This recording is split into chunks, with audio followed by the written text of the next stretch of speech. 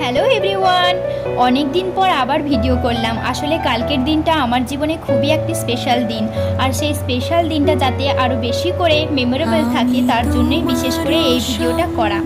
আজ রাতেই বেরিয়ে পড়েছি দাদার বাড়ি যাব বলে। আমি এখন চলে এসেছি বিড়লা তারামণ্ডলের সামনে, এর পাশেই দাদার অফিস। ও আসতেই আমরা বাড়ির দিকে এগোলাম।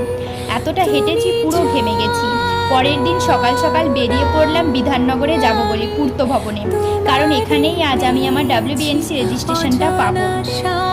এই যে পূর্ত ভবনের বিল্ডিংটা, এতটা আনন্দ আগে আমি কবে পেয়েছিলাম ঠিক মনে নেই।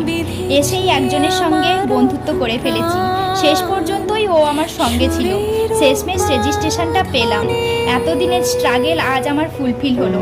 আজ আমি এতটাই খুশি যে আমার আনন্দটা ধরে রাখতে পারছি না। And all credit goes to my sister. ও না থাকলে কিছুই হতো না।